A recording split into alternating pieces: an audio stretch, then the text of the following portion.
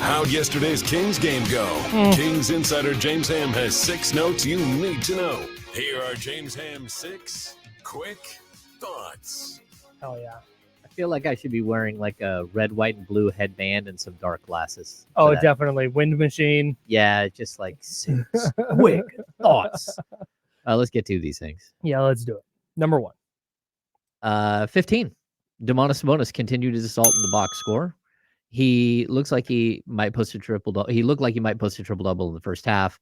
He finished with 12 points, 18 rebounds, and 15 assists.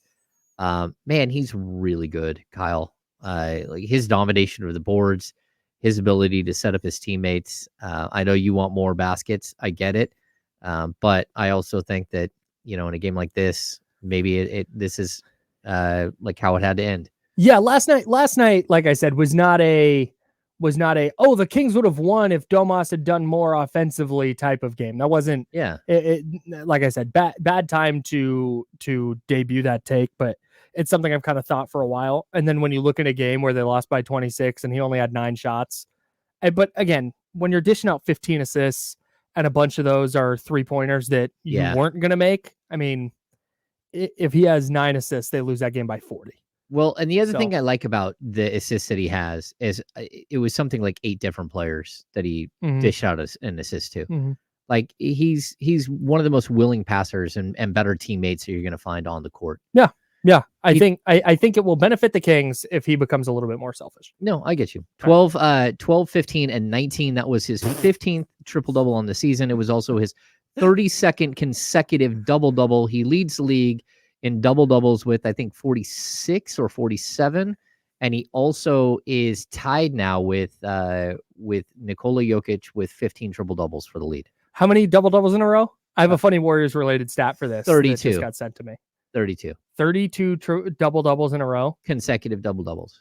Brandon Pajemski for the Warriors has 3 in a row. He is the first Warriors player to have that many in a row since 2019. What? What? Domas has 32.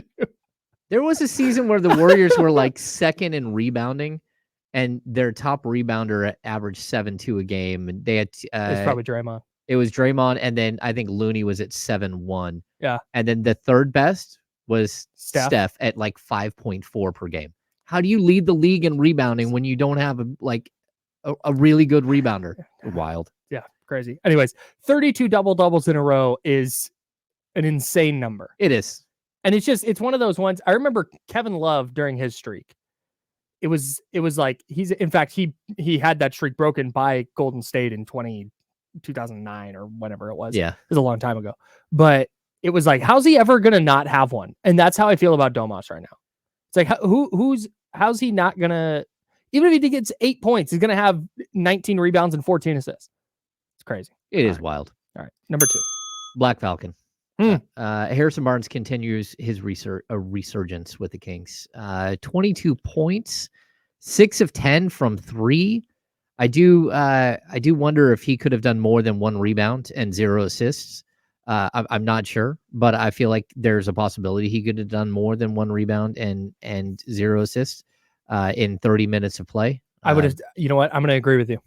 Especially when like you did end up missing a decent amount of shots. The Kings shot 46%. You did allow the other team to shoot 58% from the field and 56% from 3. So maybe there weren't that many rebounds, especially when Sabonis has 19. Yeah. But come on now. Somebody's got to go out there and help the big fella out. The whole let Harrison Barnes shoot it more thing was in an effort to get him engaged in other areas of the game. If he's just hoisting shots and taking them away from Keegan Murray and De'Aaron Fox and Malik Monk and whoever, stop. Now he's just shooting it. Now he's just shooting it. Again, that's all he's doing. If you have a player who is going to make 6 of his 10 threes, you're taking those 10 shots and you'll figure it out elsewhere. But that's a problem that I'm circling moving forward. If Harrison Barnes is going to shoot it that many times, that's fine. I need him to continue being engaged elsewhere. No, I get you. I get you. Number 3. Outshined. De'Aaron Fox and Donovan Mitchell have known each other forever, since high school. They're high school friends. They went in the same draft, 2017 draft. The Kings should have not traded the 10th pick and just taken Donovan Mitchell as well. Oof. Or Bam Adebayo. Anyway, I digress. We only got a couple minutes. Yeah, Mitchell finished with 29 points to Fox's 19. Mitchell was phenomenal, absolutely good. phenomenal. He's one of those players. We talk about this with De'Aaron Fox, and Donovan Mitchell is built the same way. He got shut down by the Kings last time. He was going to make it his mission to dominate this game. I feel he's like capable of that. Him and Fox kind of fit in the same underappreciated bubble. Like, yeah, I think Donovan Mitchell's a very good player. Yeah, he's been awesome for a long time. I would give up a bunch of first round picks for Donovan Mitchell. Yes, definitely.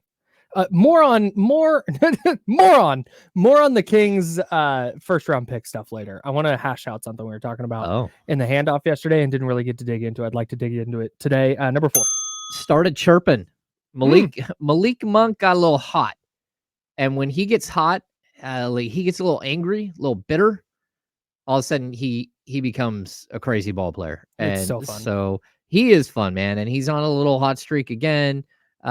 He finished with 18 points for 4 rebounds, but I want to point out the 1 assist there. That's a problem because he is a leader of the second unit. And I get that, the minutes from JaVale McGee weren't great, but he needs to find a way to be the guy who's averaging 5 assists a game off the bench, even when Sabonis is posting 15. Maybe Sabonis just stole all the assists and stole all the rebounds. Maybe that's what happened, Kyle. Maybe. Yeah. Yeah. I feel like there are, I don't know. I don't have any complaints about Malik. And I would rather him score and be chirping and be that a high energy player than actively just trying to distribute the basketball. I know it's important, but I'm not going to nitpick on a game like last night. No, I get you. I get you. And again, a lot of his downhill, like he gets assists going downhill. Yeah. And you have to fear their shot blockers everywhere. Yeah, definitely. Number 5. Number 5, tough assignment. Keegan Murray had to defend Mitchell for long stretches. I thought he held his own. Even though we had a decent night for Mitchell. He's been erratic on the offensive end over the last week or so. He had 10 points on 4 of 9 shooting. I need the Kings to get him involved again because he again put up 1 rebound. And if you're going to let him fade away like that, and then you need to be on him. And he might just be going through a lull like Monk, but you got to figure it out. I feel like there's a lot of stop and watch because Sabonis has been so dominant. Yeah. Go get the rebound. You dish out the assist. It doesn't all have to be on one player. Number 6.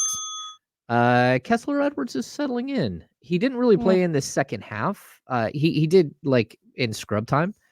But man, I like what I see from Kessler. He was 2 of 5 from the field, 1 of 4 from 3. 2 of those threes came late in the game.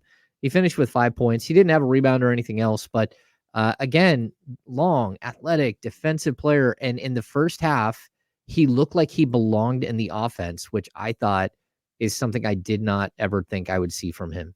He was moving well. He was going into the corner. When he got the ball for a 3-point shot, he had no hesitation. Those are things that you need to see from him if he's going to fit in. Yeah. And he just looks like, he looks like a guy who hasn't played a ton of NBA minutes. Yeah. Just a little bit unsure of his movements at all times. Yeah. So if there's growth there within that game and you start seeing him play more minutes, ideally you'll see that growth come a little bit more rapidly the more he plays. But the Kings are in kind of a tough spot of threading that needle, right?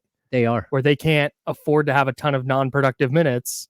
So it's tough to get Kessler Edwards in. What I can't see from here on out is I can't see him and JaVale McGee on the court together. To me, that's where you really ran into problems, where you had 2 players that nobody really feared offensively until, again, unless JaVale's running downhill. They just didn't let JaVale run downhill. And yeah, it makes it really, really tough for everybody else when you got 2 really non-factor offense.